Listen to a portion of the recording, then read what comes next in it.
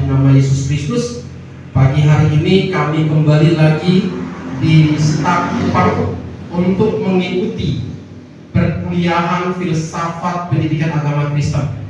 Semua mahasiswa yang telah hadir, Tuhan tolong, Tuhan berikan pengetahuan, Tuhan berikan kasih-Mu, Tuhan berikan anugerah-Mu, supaya mereka dapat mengikuti mata kuliah ini dengan baik dan mereka dapat mengerti filsafat pendidikan agama Kristen dalam perjanjian lama. Tuhan tolong hamba-Mu sebagai dosen pengampu agar dapat melaksanakan pengajaran dengan baik. Dalam nama Yesus kami berdoa dan mengucap syukur. Haleluya, amin. Salam.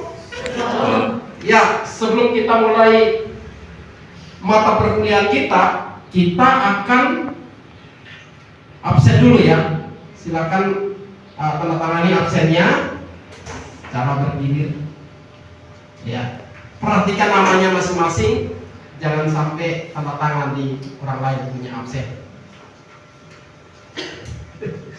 Ya.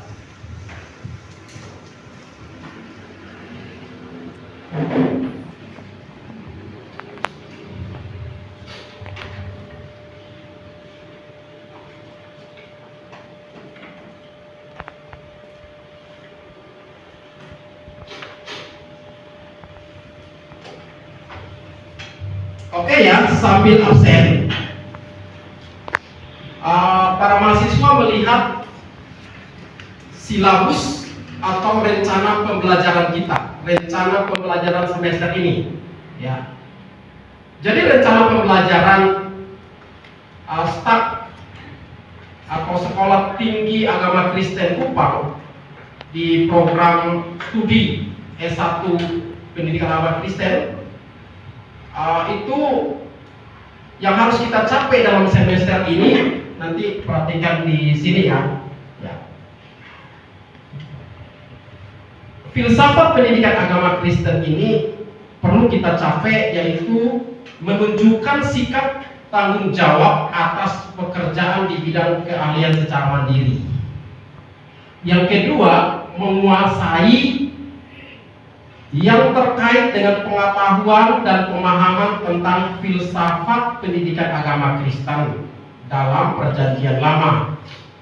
Yang ketiga, mampu menerapkan pemikiran logis Kristus sistematis tentang hakikat.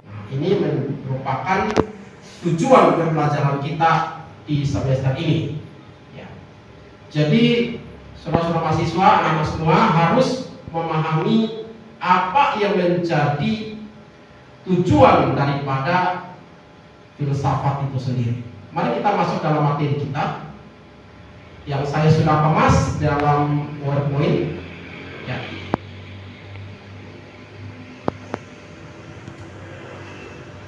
Oke. Ya. Kita akan masuk dalam materi hari ini, yaitu filsafat pendidikan agama Kristen.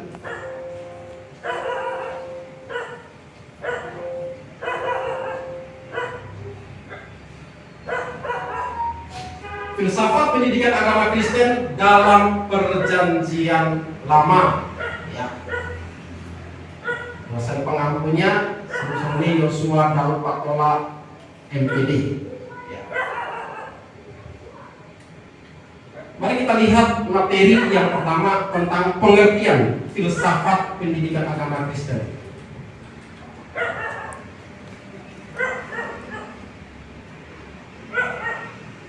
Pengertian filsafat pendidikan agama Kristen adalah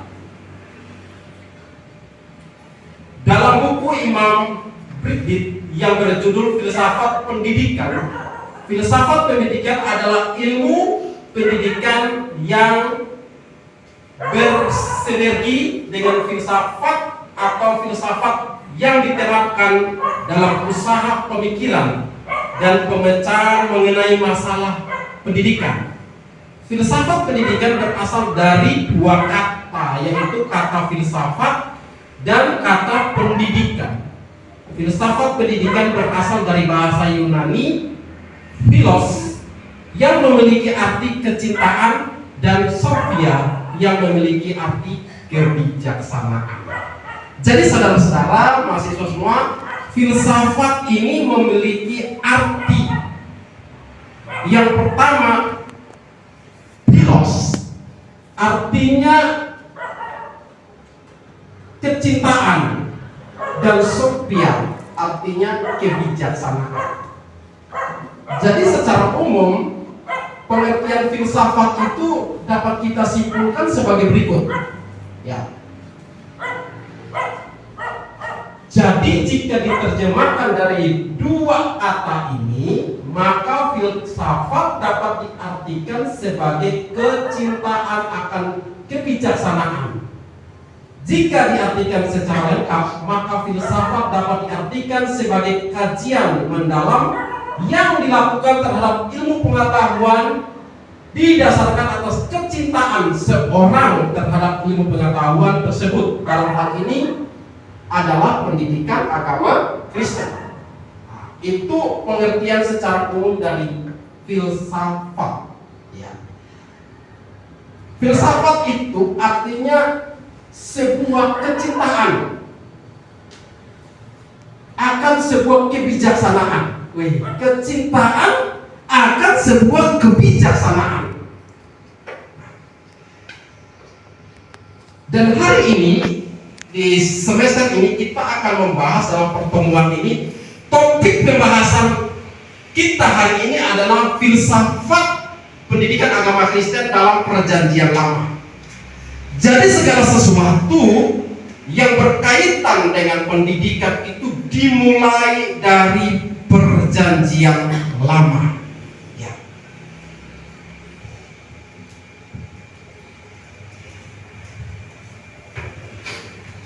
Mari kita lihat ciri.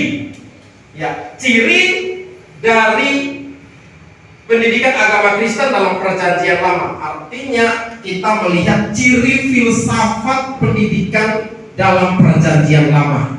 Ya. Cirinya itu yang pertama, bercirikan seluruh kebenaran berasal dari Taurat. Ya, jadi filsafat ini ya ciri utamanya pertama adalah seluruh kebenaran berasal dari Taurat. Mari kita baca dulu Alkitab Kejadian 1 ayat 1.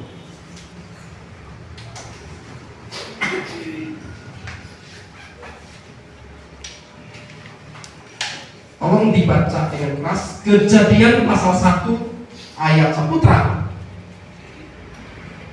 Kejadian pasal 1 ayat 1. Pada mulanya Allah menciptakan langit dan bumi. Ya.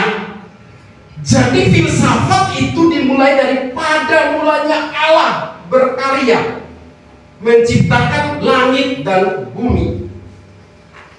Itu mengandung arti kecintaan Allah kepada bumi ini. Ya. Yang kedua adalah kebenaran. Ya. Pendidikan ini berasal dari Allah dan berpusat kepada Allah.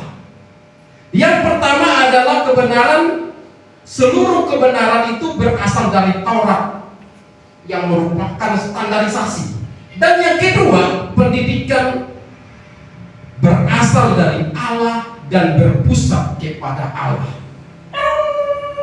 Jadi yang kita dengar dari rakyat untuk rakyat, ini slogan ini sudah ada di bangsa Yahudi, yaitu pendidikan berasal dari Allah dan berpusat kepada Allah. Ini ciri. Ciri yang ketiga adalah, nah ini, pendidikan harus diterapkan oleh orang tua kepada anak-anaknya sejak masih kecil dan dilakukan terus-menerus. Ya, itu ciri. Makanya berangkat dari philos, ya, dan sophia. Disinilah yang disebutkan kecintaan. Jadi orang tua, ayah harus mencintai anak-anaknya untuk mengajarkan Taurat ini yang berpusat kepada Allah. Ya, ini penting sekali. Tidak semua pendidikan itu berguna bagi anak-anak. Pendidikan yang berguna bagi anak-anak adalah pendidikan yang pusatnya kepada Allah dan asalnya ini dari Taurat atau Alkitab. Ya. Dan yang keempat, cirinya yang keempat itu adalah nih ya, pendidikan adalah kegiatan utama untuk diintegrasikan dalam kehidupan sehari-hari. Jadi ada prakteknya. Ya, jadi ada prakteknya. Pertama teori, kemudian yang keempat prakteknya. Pendidikan adalah kegiatan utama untuk diintegrasikan dalam kehidupan sehari-hari. Pergi ke gereja, ya, taat kepada orang tua, itu wujud daripada 1, 2, 3. Ini implikasinya di sini. Prakteknya di sini. Jadi orang Yahudi itu mereka tidak hanya teori, tapi prakteknya juga harus ada. Jadi saudara-saudara, mahasiswa, anak-anak yang saya kasihi dalam Tuhan, filsafat itu sangat penting sekali bagi orang Yahudi. Karena inti daripada filsafat itu Philos dan Sophia, pengajaran kebenaran, kecintaan, ya, kepada kebajikan atau ilmu pengetahuan, itu mereka ya wujud nyatakan di dalam kehidupan sehari-hari. Ya. Nah, saat ini kita akan melihat kelebihan pendidikan agama Kristen dalam Perjanjian Lama. Ya, mari. Oke. Pertama kita akan melihat kelebihannya itu adalah tujuan pendidikan itu jelas. Jadi dalam Perjanjian Baru, ya, filsafat yang mereka bangun, ya, untuk menerapkan pendidikan dalam keluarga itu adalah jelas tujuannya, yaitu berpusat kepada Allah, ya, dan standarisasinya Taurat yang sudah diturunkan Allah kepada Musa. Nah, hal yang berikut yang harus perlu kita lihat di sini adalah tempat pendidikan anak-anak bangsa Yahudi itu jelas. Tempatnya dan kelasnya itu adalah di Bait Allah, tidak bisa di tempat lain. Untuk sentralnya, tempatnya itu harus ada di rumah Tuhan, Bait Allah, ya, atau dulu namanya kemah suci, ya, masih zaman Musa. Di situlah orang belajar. Tetapi di rumah juga diajarkan tentang hal itu. Ya, mari kita lihat ya. Nah, rumah bahagia keluarga Sony. Ya, ini. Jadi pendidikan itu tempatnya di Bait Allah, namun di dalam praktek kehidupan nyatanya mereka melakukannya juga di rumah, ya, di dalam keluarga. Ya, ini dia. Ini sebagai wujud nyata sebuah pendidikan yang bermuara dari rumah. Yang saya tuliskan, pendidikan anak Yahudi bermula di rumah, berpangkal dari peranan seorang ibu Yahudi. Jadi seorang mama ini penting sekali untuk mendidik satu dua. Seorang bapak ini kan pekerjaannya adalah mencari nafkah dan dia tidak selalu ada di rumah. Tetapi seorang ibu ini dia selalu ada di rumah, ya, dan dia harus mendidik anak-anaknya supaya mengerti tentang Taurat, ya, gitu ya, mengerti tentang Taurat Tuhan. Nah, kita lihat di sini kewajiban ibu adalah menjalankan kelangsungan hidup rumah tangga yang juga berkaitan dengan tugas rohani mendidik anak-anaknya, khususnya ketika mereka masih balita. Jauh-jauh hari sebelum anaknya berhubungan dengan dunia luar, anak terlebih dahulu mendapat pendidikan dari ibunya, sehingga sesudah menginjak usia remaja atau pemuda, ia sudah mempunyai dasar yang benar. Contohnya cerita-cerita sejarah bangsa dan peringatan-peringatan hari-hari besar bangsa Yahudi. Ya, ini penting sekali.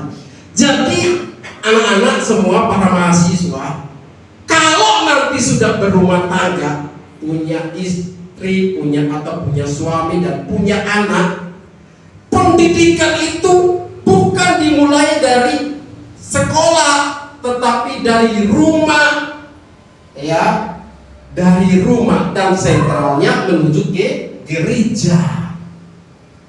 Ya. Bisa paham semua? Ada yang berencana tidak mau nikah? Semua yang mau nikah ya? Atau angkat tangan yang tidak mau nikah? Supaya dia jadi pastor saja. Semua mau nikah toh? Nah, ini penting sekali. Pendidikan itu harus dimulai dari rumah. Ya, gitu ya. Jadi kalau tidak ada pendidikan Kristen di rumah, maka tidak ada filsafat yang dibangun di rumah. Berangkat dari arti, ya, filsafat yang dua kata tadi. Apa tadi? Anak? Philos dan Sophia. Bukan Sophia yang bikin tenar itu. Tidak. Sophia itu artinya kebijaksanaan. Artinya apa? Coba sama-sama. Kebijaksanaan. Philos artinya apa? Kecintaan. Kecintaan. Jadi ilmu pengetahuan itu kita harus jatuh cinta dulu sama itu, baru kebijaksanaan itu datang. Kebijaksanaan itu berkaitan dengan pengetahuan.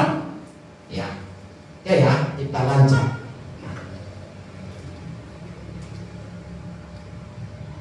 Nah, anak-anak semua lihat, ini adalah gambaran daripada Allah yang Maha Kuasa. Allah ini memberikan kurikulum yang jelas, yang saya namakan kurikulum Ulangan pasal 6 ayat 4 sampai 9. Coba baca dulu. Ulangan 6 ayat 4 sampai 9. Baca ayat 4 aja dulu. Dengarlah hai orang Israel, Tuhan itu Allah kita, Tuhan itu Esa. Iya. Jadi pertama-pertama adalah mencintai Allah. Ini Allah ini loh. Mencintai Allah. Ya, coba lihat. Allah di tempat yang tinggi harus dicintai, supaya Allah ini memberikan kebijaksanaan kepada anak-anak melalui orang tua. Ya, bisa paham semua? Jadi kalau tidak mencintai Allah, maka tidak dapat kebijaksanaan. Ya. Kalau mau pintar, Amsal pasal pertama ayat yang ke-7, takut akan Tuhan adalah permulaan pengetahuan. Untuk kamu mencintai akan Allah itu diwujudkan dengan rasa takut. Ya, rasa takut kepada Allah. Tidak bisa dengan pura-pura. Rasa takut itu adalah melaksanakan ibadah, menjauhi larangan-larangannya. Ya, gitu ya. Jadi rasa takut akan Allah itu adalah filsafat yang merupakan kurikulum yang dibuat Allah sendiri dan didaftarkan di dalam Ulangan 6 ayat 4 sampai 9. Ya, nanti kita akan baca cara-caranya.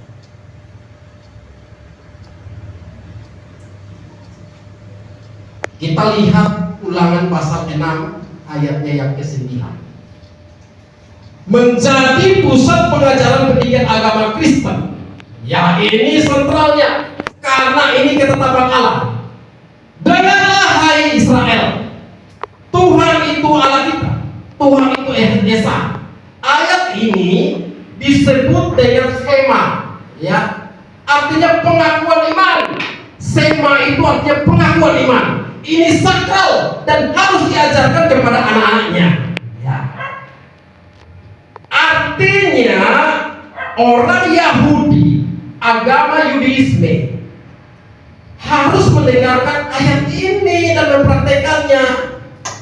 Ayat 4 sebagai hukum yang pertama, prinsip iman dan ketaatan. Jadi kalau mencintai Allah harus mengamalkan ini. Dan ayat yang kelima, kasihilah Tuhan Allahmu dengan segenap hatimu, dengan segenap jiwamu, dan dengan segenap akal budimu, dengan segenap kekuatan. Kasih harus menjadi motif setiap hubungan manusia dengan Tuhan. Kasih disebut pertama karena di sanalah terletak pikiran, emosi, kehendak manusia. Mengasihi Tuhan artinya memilih Dia untuk suatu hubungan intim dan dengan senang hati mentaati perintahnya. Ya, sampai sini bisa paham? Oke ya. Jadi kalau tidak mengasihi Allah, tidak mendapat kebijaksanaan. Coba perhatikan orang-orang yang mengasihi Allah. Mereka mendapat kebijaksanaan yang sangat luar biasa. Ya, next ya. Ya. Oke, kita lihat sekarang. Ini prakteknya. Kalau sudah mencintai Allah, ini prakteknya. Ini sudah kurikulumnya ini yang harus dilaksanakan. Ya, haruslah engkau mengajar berulang-ulang kepada anakmu. Diajarkan secara apa, anak-anak? Berulang-ulang. Berulang-ulang itu artinya apa? Satu kali atau dua kali? Lebih dari satu kali. Berulang-ulang. Pada waktu apa? Membicarakannya apabila engkau duduk di rumah. Jadi pada waktu di rumah itu membicarakan tentang Taurat Tuhan. Allah itu Esa, Allah itu baik, Allah itu mengasihi kita. Kamu harus mengasihi Allah. Begitu ya, anak-anak semua ya. Mengasihi Allah itu dengan cara jadi orang tua seperti saya ini juga yang sudah punya anak harus mengajarkan kepada kedua anak saya secara berulang-ulang. Nanti kalau anak-anak para mahasiswa sudah menikah atau ada yang sudah menikah yang duduk di sini, ajarkanlah itu berulang-ulang ya. Bisa paham ya? Oke, kita lanjut. Ya. Haruslah juga engkau mengikatnya sebagai tanda. Jadi mengajarkan berulang-ulang itu di rumah, apabila sedang dalam perjalanan, apabila engkau bangun. Nah, ini pakai ini kurikulumnya nih. Ya. Berjalan dengan anak-anak kita, ajarin. Ini yang ciptakan ini gunung ini adalah Tuhan. Yang ciptakan burung ini adalah Tuhan. Maka kasihilah Tuhan Allahmu. Ya, seperti itu. Nah, haruslah juga engkau mengikatnya sebagai tanda pada lenganmu dan haruslah menjadi lambang di dahimu, dan haruslah engkau menuliskan pada tiang pintu rumahmu dan pada pintu gerbang. Ya, ini adalah filsafat pendidikan agama Kristen yang diajarkan berulang-ulang dan caranya pada waktu berjalan, pada waktu duduk, pada waktu bangun, ya, dan menjadi tanda, artinya menjadi meterai di rumah kita, ya. Ini harus dipraktekkan. Jadi kalau anak-anak semua belajar filsafat, lulus dari sini orang tanya filsafat itu apa? Tidak tahu. Pokoknya saya ikut saja untuk dapat nilai. Ya. Nah, kita lihat di sini di slide ini kelebihan dalam perjanjian lama. Yang pertama adalah metode penyampaian pendidikan agama Kristen dalam perjanjian lama. Metodenya itu seperti ini. Ya, coba kita lihat metode-metodenya. Nah, oke, ini metode pertama adalah menghafal. Metode itu menghafal firman Tuhan, menghafal hukum Taurat. Yang kedua bercerita. Jadi menceritakan kepada anak-anak bahwa Allah itu yang membawa kita keluar dari tanah Mesir, yang melewati laut kosong dan kami kelaparan, di padang gurun Allah memberikan mana untuk membuat roti dan memberikan burung puyuh. Itu ajarkan terus. Ya, jadi tidak ada. Itu menceritakan. Kerja kelompok, ya kerja kelompok itu artinya yang melakukan diskusi. Nah, kemudian ada demonstrasi, praktek, mempraktekkan atau mempresentasikan. Ya, dan yang keempat, ya kelima, pemberian tugas. Jadi pemberian tugas itu terus menerus kepada anak-anak. Ya, tugas PR menghafal 10 hukum Taurat. Ya, lanjut.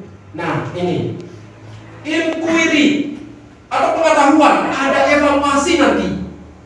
Jadi orang tua akan mengevaluasi anaknya, gitu. Mana nih itu sampai ya? Anak saya ini sudah sampai pengetahuannya sampai di mana? Ya. Lanjut ya. Ada perumpamaan. Perumpamaan itu contoh-contoh seperti contoh yang diberikan oleh Tuhan Yesus kepada murid-murid, perumpamaan. Ya.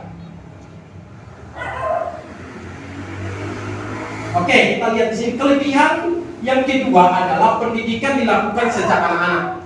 Ya. Jadi Ulangan 6 ayat 7 dan Ulangan 20 ayat sampai 25. Ya. Ini pendidikannya dilakukan sejak anak-anak. Jadi masih anak-anak, bahkan di dalam kandungan pun sudah dididik. Ya, sudah dididik oleh. Nah, kelemahannya itu ada juga tentunya. Kelemahannya ini tidak ada alat peraga yang memadai untuk membantu anak-anak memahami sebuah pengajaran secara cepat.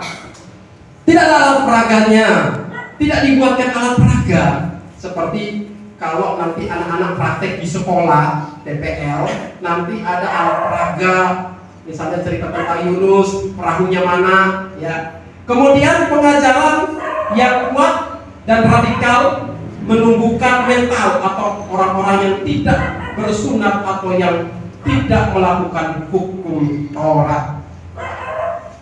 Kelemahan itu kelemahannya. Sekarang aplikasi dalam pengajaran Pak. Pembelajaran di rumah, ya ini aplikasi dalam filsafat pengajaran Pak. Pembelajaran Pak di rumah, pembelajaran Pak di sekolah. Jadi aplikasinya itu akan ditemukan di sekolah dan di rumah. Ini kesimpulannya nih, ya kesimpulannya adalah Perjanjian Lama berhubungan erat dengan pembelajaran pendidikan agama Kristen di rumah maupun di sekolah. Hal tersebut dapat kita lakukan. Lihat bahwa dasar-dasar pembelajaran Pak di sekolah yaitu 1 kitab Ulangan 6 ayat 4 sampai 9, 2 Efesus 6 ayat 4, ya Amsal 22 ayat 6 sampai 3, 2 Timotius 3 ayat 16. Peranan Perjanjian Lama sangat penting dalam membangun dan membentuk konsep dalam pelaksanaan pendidikan agama Kristen di sekolah, karena di dalam Perjanjian Lama lah konsep dan pelaksanaan Pak di sekolah dilaksanakan. Ya, materi kita sampai di sini.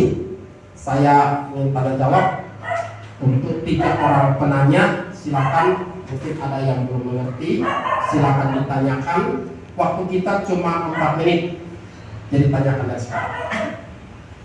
Ya, silakan Ibu.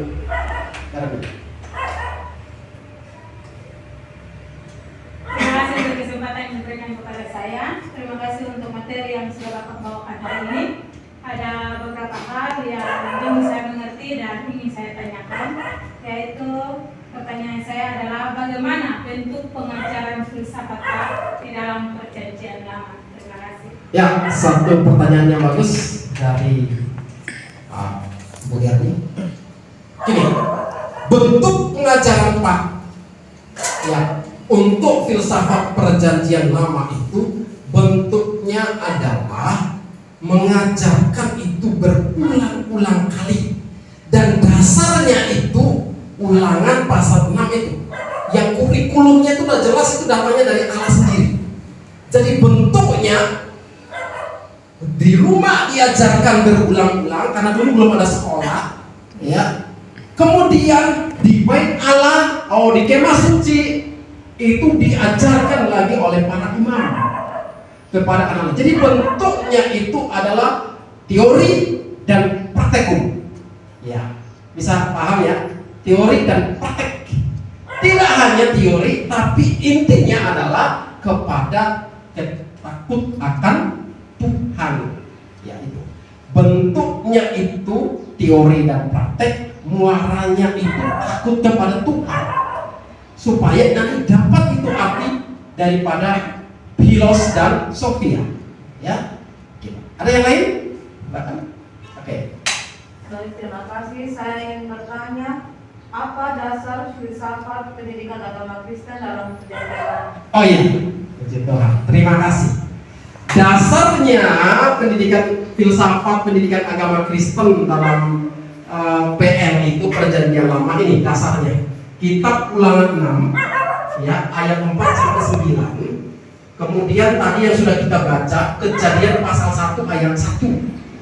Ya, pada mulanya Allah menciptakan langit dan bumi. Jadi gini, itu filsafat yang harus diajarkan bahwa langit dan bumi ini diciptakan oleh Allah. Kemudian datang di kitab Ulangan 6 ayat 4, dia bilang Allah itu Esa. Itu dasar. Ya. Yang kedua, kasihilah Allahmu dengan segenap hatimu. Ya, bisa paham ya? Oke, pertanyaan yang ketiga. Waktu kita, ya silakan. Masih Pak, saya ingin bertanya, siapa yang berperan dalam filsafat Perjanjian Lama? Ya, terima kasih. Yang berperan utama dalam filsafat pendidikan agama Kristen itu adalah orang tua. Ya. Yang harus orang tua, papa dan mama ini harus mereka bersinergi atau pikiran mereka itu harus sehati untuk mengajarkan pendidikan yang sudah dibuat kurikulum oleh Tuhan yang dituangkan dalam Ulangan 6 ayat 4 sampai 9 ini, ya, supaya mereka dapat mengerti anak-anaknya. Ya, mungkin sampai di situ saja kelas kita hari ini. Salam, Tuhan Yesus berkati. Kita berdoa. Tuhan Allah Bapa kami di surga, terima kasih buat pembahasan filsafat pendidikan dalam kelas hari ini. Tuhan tolong para mahasiswa dan mahasiswi yang sudah mendengar materi ini, mereka boleh mengerti dan mengamalkan dalam hidup mereka sehari-hari. Di dalam nama Yesus kami berdoa. Haleluya. Amin.